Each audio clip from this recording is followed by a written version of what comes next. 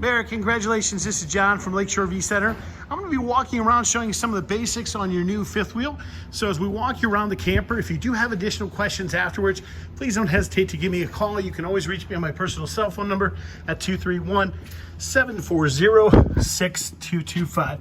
One of the first things you're going to note in here is you've got three different switches, which are your power switches for things like your battery, your solar panels, stuff like that. All three of these do have to be on, so you do have 12 volt power.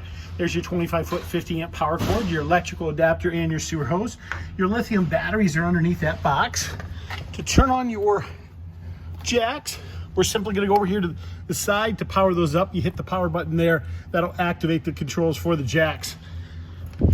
Righty-tighty shuts off the tank. Lefty-loosey opens the tank. The green will indicate that there is propane running actually through the lines. Whichever direction you flip the flipper on the top is the direction of the tank that it's going to be drawing from, just so you know. Wonderful basement pass-through storage here. This is our docking center right here. In here, we've got a shower up top. We've got a water heater bypass right here. Freeze guard is where we pump our antifreeze through the system. We've got our city water connection where you hook your fresh water hose in. That fills the unit, or allows you to use city water and bypass the pump system. Winterization, that means we're simply winterizing the unit. That's not something you'll typically have on. That'll typically be off, especially in the summer.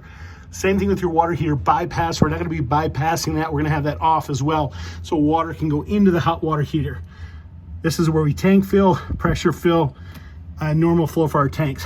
Our gate valves for our gray and black, and our low points. Our low points, when they're crossways, that means the tanks are shut off. We bring the fresh water hose through there. This is your exhaust for your hot water heater and your furnace. Do keep the little ones away from that. This is your discharge, which is located right underneath there for your sewage and your waste. It is a good idea. You do want to make sure you check your lug nuts on your tires after the first 250 miles, as sometimes they can become loose. Your power cord attaches here to the side of the camper. That was that power cord that was in front, plus the electrical adapter that we give you. We're just going to walk you around the outside of the camper. It's all been freshly washed and ceramic coated. There are steps so you can go on the back side of this door as well. We're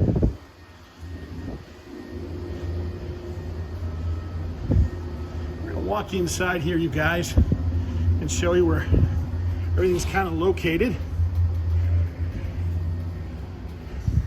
As we walk inside here, at the very base is your breaker and fuse box. The fuses being 12 volt, breakers being 110. This is our central vacuum system. The switches on the left-hand side, the nozzle and hoses are located underneath your bed. So the main docking center right here, you guys, this is where everything happens. Tells you the levels of your tanks, turns on your overhead interior lights, allows you to slide out your awnings and your slides. This is where your tank heaters are located, and this is where you turn on your gas, electric for your hot water heater. So real straightforward there, simple push of the button. Thermostats.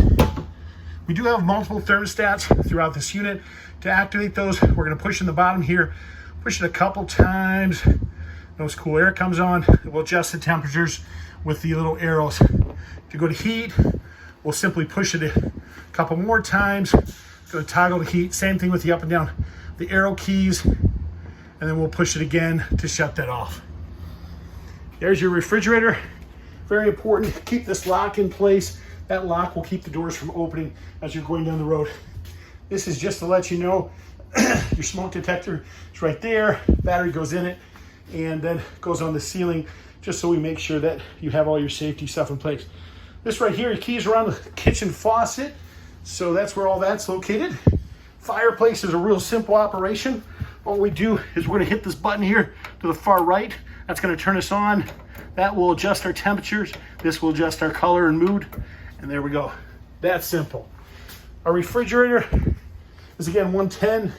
It does have an inverter system which operates out the front. Do make sure you have those power switches turned on. When you go to operate your stove, they have spark igniters for your stove. So all you'll have to simply do is rotate and they'll pop on like you just saw that. So that's simple.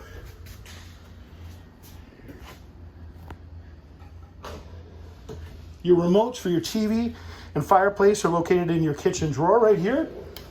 I'm gonna walk you around. If there's not a switch on the wall for a light, that typically means you can push in the center of the light and that will activate the lights. But most of the lights have switches.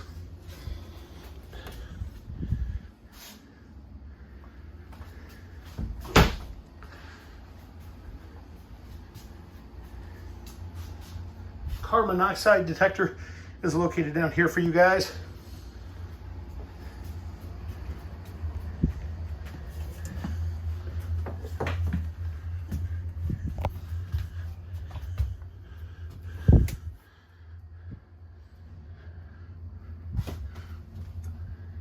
Your cable hookups there for your TV, your air conditioning for the bedroom. There's a thermostat for that as well.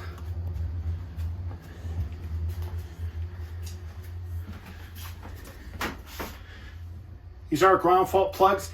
If for whatever reason these plugs quit working, you do want to check the reset breaker on those plugs. You guys, this is John again from Lakeshore V Center. If you do have additional questions, please again, don't hesitate to call. You can reach me on my cell phone at 231-740-6225. Thank you and have a great day.